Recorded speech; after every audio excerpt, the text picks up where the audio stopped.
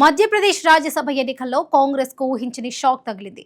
Party senior నాయకురాలు Meenakshi Natarajan nomination తిరస్కరణ రాజకీయ వర్గాల్లో తీవ్ర చర్చకు దారితీసింది. సాధారణ అంశంగా కనిపించిన ఈ వ్యవహారం క్షణాల్లోనే జాతీయ రాజకీయ వివాదంగా మారిపోయింది.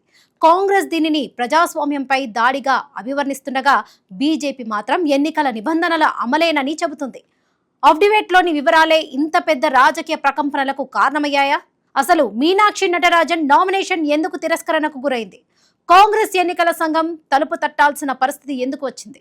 అసలు ఈ వివాదం వెనుక ఎవరు చెప్పేది నిజం?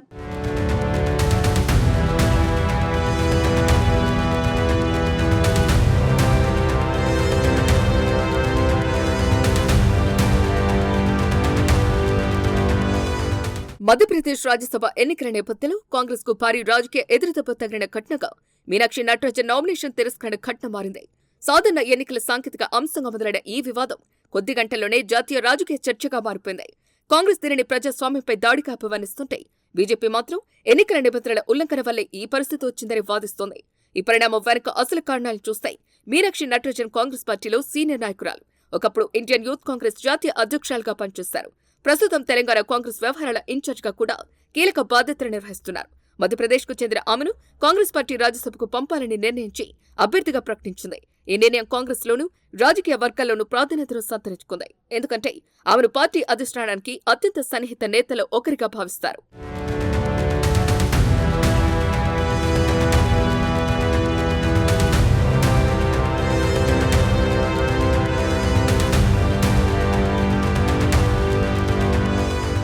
అయితే నామినేషన్ పరిశీలన సమయంలో ఊహించని పరిణామం చోటు చేసుకుంది.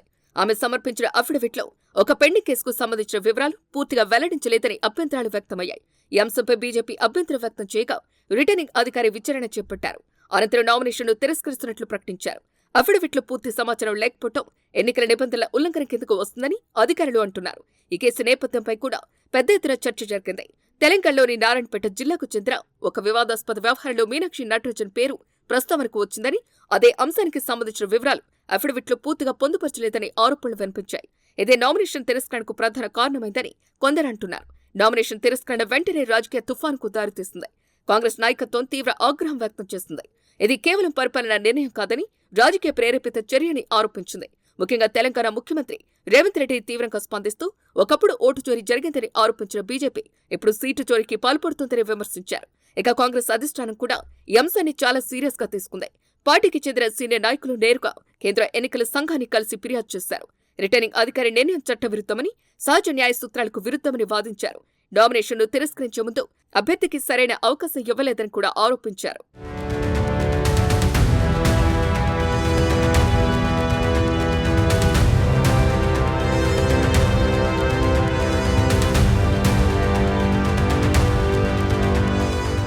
మరోవైపు బీజేపీ మాత్రం తన వైఖరిని సమర్థించుకుంది. ఎన్నికల్లో పోటీ చేసే ప్రతి అభ్యర్థి పూర్తి వివరాలు వెల్లడించాల్సిందేనని, ఏ నాయకుడైనా చట్టం ముందు అందరూ సమానమేనని పేర్కొంది.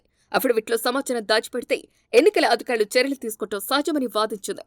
ఈ వివాదానికి రాజకీయ రంగు పులిమేందుకు కాంగ్రెస్ ప్రయత్నిస్తోందని బీజేపీ నేతలు ఆరోపించారు. ఈ ఘటనతో మధ్యప్రదేశ్ రాజ్యసభ ఎన్నికల సమీకరణాలు కూడా పూర్తిగా మారిపోయాయి. కాంగ్రెస్ ఆశించిన స్థాయిలో పోటీ ఇవ్వలేకపోయే పరిస్థితి ఏర్పడింది. మీనాక్షి నటరాజన్ వంటి జాతీయ స్థాయి నాయకురాలు పోటీలో లేకపోవడం పార్టీకి రాజకీయంగా నష్టం కలిగించిందనే అభిప్రాయం వ్యక్తమైంది. అదే సమయంలో బీజేపీకి ఇది వ్యూహాత్మక విజయంగా కనిపించింది.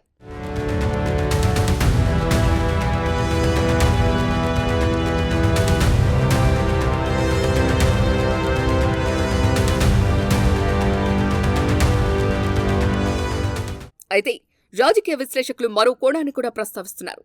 ఎన్నికల అఫిడవిట్లు ఇప్పుడు అత్యంత కీలక పత్రాలుగా మారాయని, చిన్న సాంకేతిక లోపం కూడా భారీ రాజకీయ పరిణామాలకు దారితీస్తోందని చెబుతున్నారు. గతంలో కూడా పలువురు అభ్యర్థులు ఆస్తుల వివరాలు, కేసుల వివరాలు, ఇతర చట్టపరమైన అంశాల వెల్లడ్లు లోపాల కారణంగా ఇలాంటి సమస్యలు ఎదుర్కొన్నారు. మీనాక్షి నటరాజన్ ఘటన కూడా అదే కోవలోకి వెళ్లిందో లేక రాజకీయ కోణం ఎక్కువగా ఉందా అన్న దానిపై ఇంకా చర్చ కొనసాగుతోంది.